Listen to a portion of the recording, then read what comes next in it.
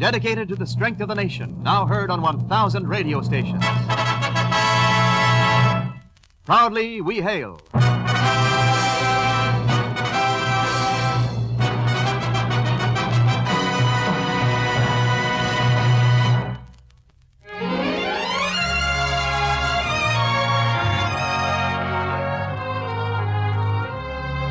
Yes, Proudly We Hail, starring Angela Lansbury in Birthday for Martha, a United States Army and United States Air Force presentation. Now here is your host, the well-known Hollywood showman, C.P. McGregor. Thank you. Greetings from Hollywood, ladies and gentlemen. And once again, a cordial welcome to Proudly We Hail, where each week you hear a star of your choice in a story we know you'll enjoy. Our star, Angela Lansbury, is just now coming into her own as one of the truly fine young dramatic actresses of motion pictures. And our Proudly We Hail production provides Miss Lansbury the chance to display her fine dramatic ability. It's a gripping, dramatic love story, Birthday for Martha. We'll have Act One in a moment, but first, a brief word from Wendell Niles. America's design for peace is embodied in your regular Army and U.S. Air Force. By continuing technical development and maintenance of a sufficiently trained body of men, your Army and Air Force stand ready to discourage aggression.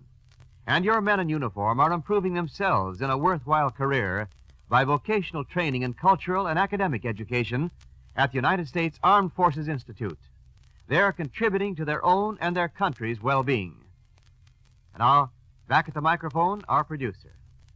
And now, Act One of Birthday for Martha, starring Angela Lansbury as Martha Winters.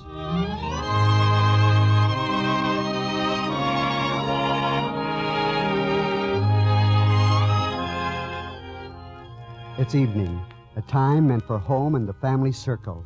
But while millions of families all over the world are gathered together to share their lot, a group of women in a falsely gay dining room of a Reno hotel are gathered together to anticipate the shattering of their family ties. Among them is one much younger than the rest, a girl who seems strangely out of place. Her name is Martha Winters. Why so quiet, Martha? I didn't realize that I was. Well, you're not exactly a gay mad thing, you know. I'm sorry, Mabel. Oh, forget it. It's just that this happens to be my birthday. And it isn't at all like other birthdays. I know, honey. But you should have thought of that before you came to Reno. If I did, I wouldn't be back here. So I told him, look, I gave you the best year of my life, and now you pay off. How can they be so callous about divorce, Mabel? Don't they realize what they're doing? What it means? Better than you do. The laughing's just a phony front, honey. When they go to bed tonight, they'll cry on their pillows just the same as you. And me. And still they go through with it? Sure, for the same reasons we will. They're either too proud or too stubborn, or their husbands are. To admit that the faults aren't all on one side. I'm not too proud. Or too stubborn either. I'm going up to my room to call Jim and ask him to come and take me back.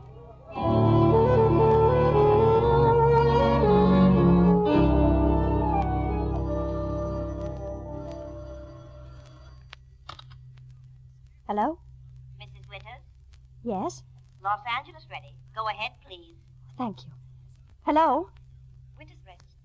I'd like to speak with Mr. Winters, please. This is Mrs. Winters. Oh, hello, Mrs. Winters. This is Kate. How are you, Kate? Fine, thanks. Mr. Winters isn't in. Oh. Well, please ask him to call me as soon as he returns. I don't care how late he is. I'll be waiting for his call. Well, I don't expect him back tonight, Mrs. Winters. What? Your friend, Mr. Ross, stopped by for him about 4 o'clock. And when they left, he said he definitely wouldn't be back this evening. Oh. Oh, I see. Is there any message, Mrs. Winters? No. No message. Thank you. I'll write him a letter.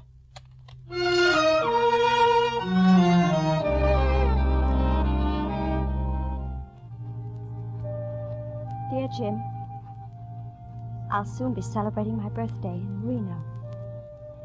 The only one we haven't spent together. Oh, it seems like forever. We've come a long way since our first celebration, darling. Today we have money, position, and nothing. Then we had nothing and everything, each other. Though it seems so long ago, I'll never forget that first birthday present you gave me. And I hope you won't either. It really began on the day before when I sat in our tiny one-room apartment waiting for your knock on the door.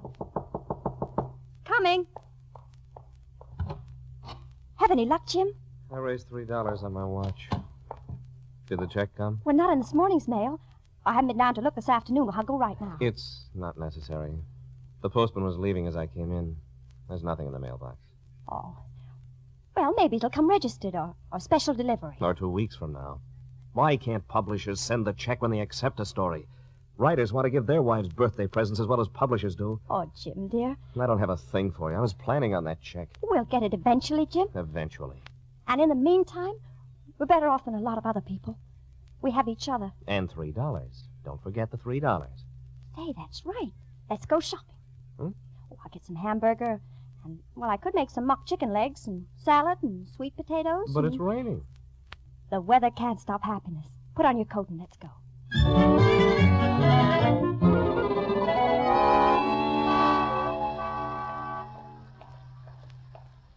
I think we have everything now, don't we, Jim? I don't know how you got what you did with $3. $2.63 to be exact. And now if we can get a couple of candles for a quarter or so. Oh, Jim. Gosh, I love you. Well, couldn't you waited until we got home or out of the rain? Nope. When I feel like kissing my wife, I kiss her. Shine, mister? Who said that? Me, mister, down here. Let me shine your shoes, huh? Oh, sorry, son, but I can't. Please, mister. I gotta raise some money for my mom's birthday. How old are you? I'll be 9. 9? Well, I'm little for my age. When will you be 9? In a couple of years. That's just what I thought. You're much too young to be out in this kind of weather. What's your name? Joe Wilkins. How about that shine, mister? Well, If we give you a quarter, will you go home, Joe? No, lady, I can't. I promised Mom we'd have a real birthday dinner this year. With meat and everything. You can't buy anything for a quarter. If you'll let me shine your shoes, mister, that'll give me a start, and then I can... Jim, yeah. Go ahead. do you think you could carry this bag of groceries all the way home, Joe? Huh? There's meat and sweet potatoes and, well, there's everything. You ain't kidding me, are you, lady? No, Joe, I'm not kidding you. It's my birthday, too, see? And I'd like your mother to have her birthday dinner. Gee, I don't know what to say, except thanks and happy birthday. Tell your mother happy birthday, Joe. Gee, And here's your quarter. Maybe you can buy a couple of candles. you people must be awful rich. We are now. Aren't we, Jim? Yeah. Jim. As I said before, when I feel like kissing my wife, I kiss her.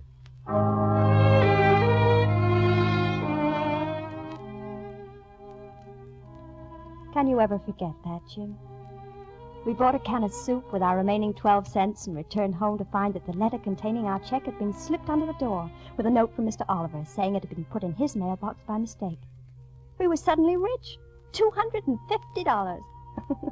And we were so impressed that we sat there talking about all the things we were going to buy until the banks had closed and we couldn't cash the check.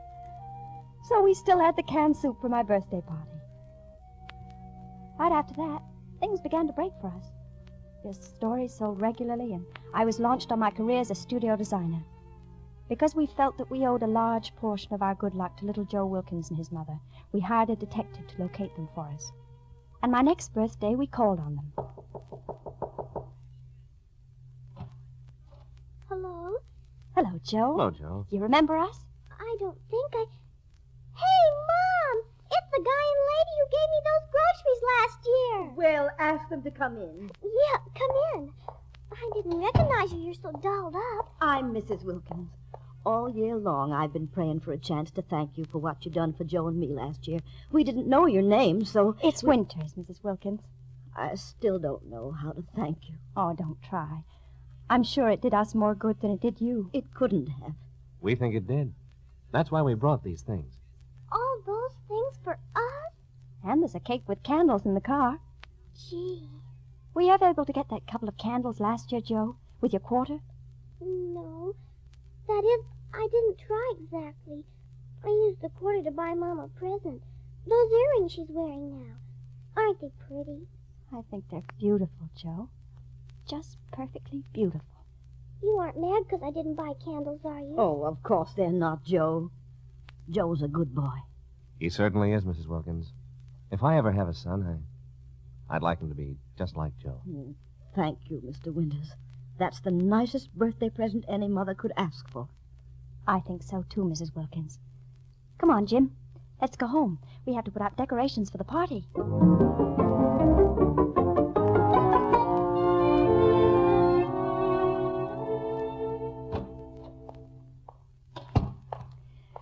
Do you think anyone in the world could possibly be as happy as we are, Jim? I doubt it. Now, if we just had 3 or 4 kids... 3 or 4? Oh, we haven't been married 2 years, you know. So what? The Dionnes did it. Well, you'll have to admit that was a little unusual. Yeah, I suppose so. Still, it seems to me that if a gal as smart as you really put her mind to it... Hey, where are those streamers? In that box? Oh, yeah, they're right here beside the ladder. I'll be right in. Gosh. You look even lovelier tonight than you did a year ago. I have more reason to. Would you really like to have children, Jim? Would I? What a question. I'm glad. Because that's the way I feel. And, Jim, we're going to have one. We're going to have a baby? When did you find out? Well, I saw Dr. Brown the day before yesterday, and he confirmed it. I waited until tonight to tell you. Something extra special. Why, that's wonderful. Oh, darling, I love you so much. Here, sit down. Let me get you a cup of hot chocolate or something. Oh, please, Jim. Now, don't give me that. You've got to be careful. You're responsible for 2 now, you know. Or maybe more. More? It might be twins. There's lots of twins in my family. Do you want a boy or a girl, darling? I don't care, just as long as it's a baby. Well, I think we can be pretty well count on that. Now, before our guests arrive, let's get the decorations up. You sit still. I'll take care of the decorations. Nonsense, I'm not an invalid.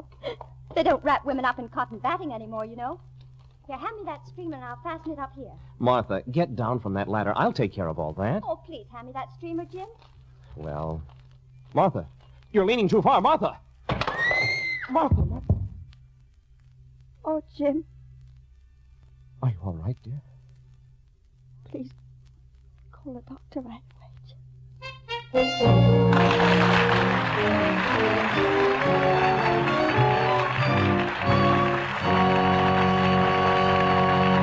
We pause briefly from our story, Birthday for Martha, starring Angela Lansbury, to bring you an important message.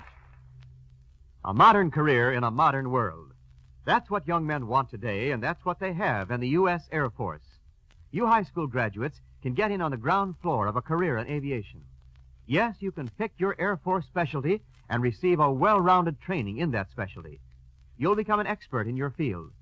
Let's suppose you want to become a radar technician.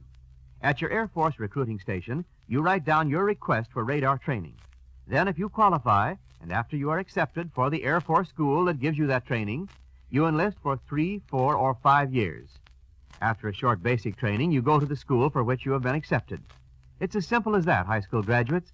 Put your application in today at your U.S. Army and U.S. Air Force recruiting station.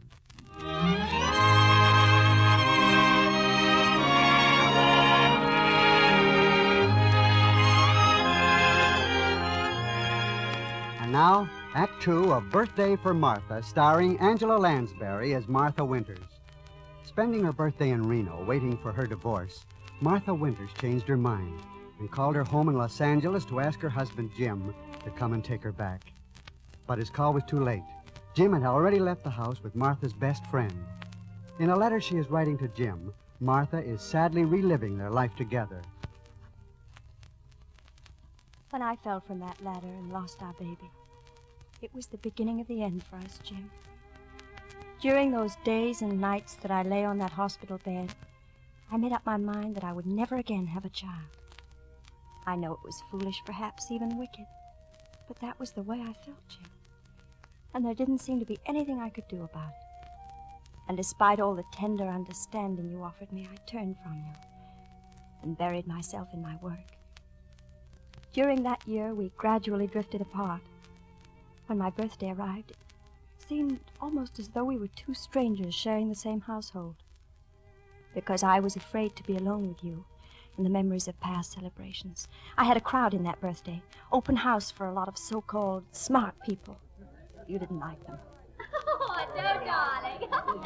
Perfectly wonderful. Well, darling, I didn't expect to see you here. Oh, why not? Their food and drink's as good as anyone else's. As a matter of fact, that's the way I feel. I know she's the designer at the studio, but darling, who is he? Oh, he writes or paints or something or other. Did you say these people were your friends, Martha? Of course they are. They all work at the studio. No wonder their pictures are bad. Do they have homes, or do they just crawl back into the woodwork when a party's over? Jim, you... I'm sorry, dear. Just that I wish they'd all go home so that we could go down and see Joe Wilkins and his mother. Why should we go see them? Well, I thought maybe if you saw Joe again, it might help you to... Well, it wouldn't. I don't want ever to see Joe again. Or his mother. Ought to be reminded of them. Oh. Well, in that case, if you'll hold down the fort, I'll go down and see them myself. I got Joe an electric train as well as something for his mother. Why should you do a thing like that? Well, if I had a boy of my own, I'd like to see his face when he got his first electric train. And since I don't... I suppose you're blaming me for that, too. I suppose if I'd taken your advice and stayed off that ladder, we'd... Please, Martha. I didn't know it would affect you this way, or I wouldn't have mentioned Joe. Well, I'll be on my way. Maybe by the time I get back, this mob of sponges will have soaked up all the liquor and gone. Mr. Winters, Yes, Kate? there's a Mrs. Wilkins and a boy at the door. We'll bring them in, Kate. In here, sir? With your guests? Certainly. They're friends of ours. If the guests don't like them, the guests can get out. Very well, sir. Where are you going, Martha? I don't want to see Joe. Or his mother. But you have to, Martha. They've made the trip here to see us, and... Hello, Mr. and Mrs. Winters. Happy birthday. Hello, Joe. Thank you, Joe. It's good to see you, Mrs. Wilkins. Oh, thank you, Mr. Winters. If we'd ever dreamed that you were having a party, I wouldn't have let Joe persuade me to come. Oh, don't worry about the party. As a matter of fact, I was just about to leave for your place. Well, I told Joe you'd come, but he was afraid something might happen to prevent it, and I so got then some we... presents for you folks this year, and I just had to be sure you got them. These socks are for you, Mr. Winters. Mom knitted them herself. Thank you, Joe. They're the finest pair of socks I ever owned. And I got you a pair of earrings, Mrs. Winters, like the kind I got Mom. The ones you thought were so beautiful. Thank you, Joe. I almost wasn't able to get them. They cost 50 cents now. Oh, Joe. I'm sorry, Mom, I forgot. Mom's taught me not to talk about what things cost, but if you knew how hard it was to get that 50 cents, I guess you'd forgive me. We do know, Joe, and we appreciate it. Well, we didn't mean to interrupt your party. We'd better go, Joe. I'm sorry you have to run. Jim, why don't you give Joe and Mrs. Wilkins a ride home? But they just got here. Mrs. Wilkins looks very tired. All right, I will. Come on, Joe, Mrs. Wilkins. I have some packages for you at the door. We'll pick them up on the way out. Oh, Bye. Happy birthday. yes. Well, goodbye, Mrs. Winter, and happy birthday. Goodbye. Joe, goodbye. Mrs. Wilkins, happy birthday. You, don't know how much we appreciate having you come all the way out here, Mrs. Wilkins. Well, I wish we'd phoned first. Is Mrs. Winters ill? We lost a baby last year at this time. She hasn't recovered from the shock yet. Oh, the poor thing. Oh, will you two wait out in the car for me? It's the gray sedan in the driveway. I forgot to kiss Mrs. Winters goodbye. You gonna kiss her in front of all those people? Joe, when you feel like kissing your wife, you kiss her. Where did you ever meet such characters, Martha? There's some people Jim helped out a couple of years ago. It's her birthday, too. Oh, I know, but why in the world should they impose upon you by coming into your home when you had guests? Well, they bought some presents. A pair of hand-knit socks for Jim, and these beautiful earrings for me. Aren't they exquisite? They cost all of 50 cents. Martha, You slapped me. get out of here. All of you. Get out of here before I throw you out.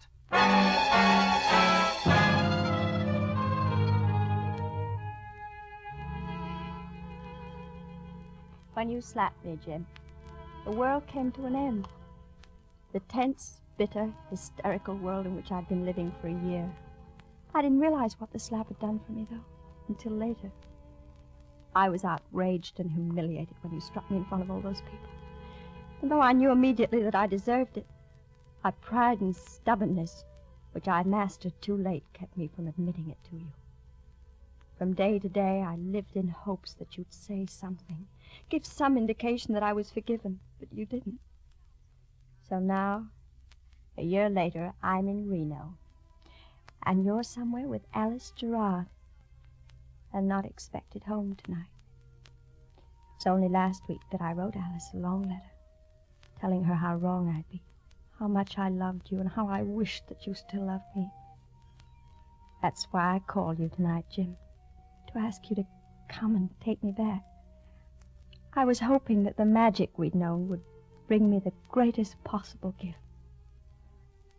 But I guess I'm a little too old for birthday fairies to remember me. Goodbye, Jim, darling. I hope that you and Alice have many, many happy birthdays together. And that you could never forget those you shared with me. Love, Martha.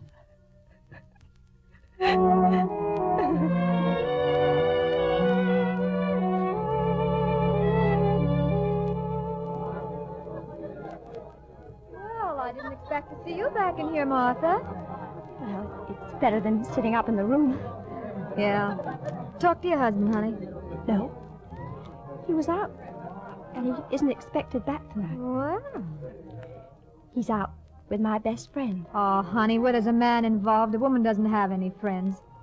Are you sure you love him? More than I ever thought possible. Oh, then why don't you get on a plane and fly back to L.A.? You can't fight some other gal with memories. But I'll give 10 to 1 you'll take him away from her if you're on the scene. Ha! You've got the weapons to do it. I think I'll try it, maybe. Atta girl! If Alice Gerard thinks that she can take Jim away from... Did I hear someone mention my name? Jim. Happy birthday, Martha. Oh, thank you. How did you get here? Flew? Oh, where's Alice? Alice? Alice is in Los Angeles, I suppose. She showed me the letter you'd written her last week and drove me to the airport. She showed you that letter? Yes. Did you mean it? That you wanted to call off the divorce, wanted to have a family? Oh, yes. Yes, Jim. Oh, darling, if I'd even guessed that you felt that way. That's what I've been waiting to hear, Jim. And let's get you checked out of here. There's a plane leaving for Los Angeles in less than an hour. Oh, Jim. This is the most wonderful birthday present you've ever given me. Hey, Martha. Everybody in the place is looking at us. I don't care, Jim. Let 'em look. When I feel like kissing my husband, I kiss him.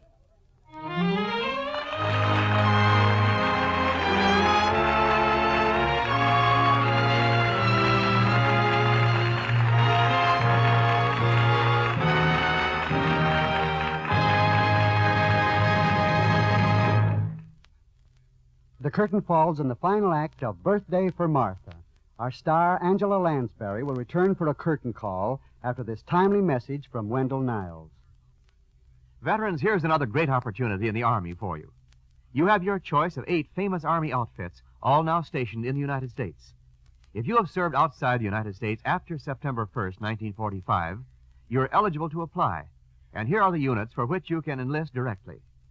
The 2nd, 4th, 5th, and 9th Infantry Divisions, 2nd and 3rd Armored, 2nd Engineer Special Brigade, and 82nd Airborne.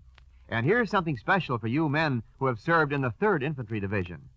You can now enlist directly for the 7th Infantry Regimental Combat Team, stationed at Fort Benning, Georgia. As long as your record is good, you'll stay with that outfit you've signed for, too. Some of you will be able to enlist in grades through sergeant, and that means even more of that high Army pay. So, veterans, take advantage of this enlistment feature especially designed for you. Get complete details right away at your nearest U.S. Army and U.S. Air Force recruiting station. Now, once again, our star, Angela Lansbury, and our producer. She's the daughter of the famous English stage star, Mona McGill, and a young lady who has already made an enviable mark as a dramatic actress in motion pictures. Of course, I refer to our Proudly We Hail star, Angela Lansbury. Angela, we thank you for a fine performance. You're most generous, CP. It was really fun. If I may say so, Angela, the new look looks very becoming on you. Well, thank you, CP. You couldn't have said anything more flattering. You see, clothes are my hobby. Oh, that's very interesting. It's true, isn't it, Angela, that the star has the option to buy the clothes she wears in a picture? Well, that's generally true, CP, but originals by Irene and the other fine dress designers can be very expensive. Yes, indeed. That's one of the reasons why I like to make my own clothes. You make your own clothes? I'm the personal dressmaker for Angela Lansbury. I think that's marvelous. And on behalf of our ladies in the audience, I have a question or two. Fire away. First, do you like the new look? Personally, I do. And do you like the ballerina length for dinner? I think it's most becoming. One more. Do you like the extreme Parisian silhouette? No, I don't. But I think there's much charm and grace in the modified version of the Parisian silhouette. By the way, CP, you seem to be remarkably well versed in the styles. Thanks to my charming wife. Oh? Amazing fact. She likes clothes, too. But now again, Angela, thanks for a superior performance here in our Theater of Stars. It was a real privilege, CP, to appear for such a timely sponsor. But now, before I go, what's your playbill going to be for next week? Next week, ladies and gentlemen, we take a real departure on Proudly We Hail to present as part of the nationwide celebration of Army Week a story dedicated to one of the great divisions of the Army, the 3rd Infantry Division. Our drama is called The Letter, and our star will be that sterling young actor of motion pictures, Dennis O'Keefe. That's a must, CP. Count me in. Goodbye. Goodbye, Angela Lansbury. Goodbye. Thanks for dropping over. Again, ladies and gentlemen, we invite you to join us in your Theater of Stars for our dedicatory show to the 3rd Infantry Division starring Dennis O'Keefe. Until next week, this is C.P. McGregor saying thanks for listening and cheerio from Hollywood. Angela Lansbury appeared through the courtesy of the Hollywood Coordinating Committee, which arranges for the appearance of all stars on this program. Story was by Bill Hampton, with the orchestra under the direction of Eddie Scrivanek. Remember, next week, Proudly We Hail stars Dennis O'Keefe. This program was transcribed in Hollywood for release at this hour. Wendell Niles speaking.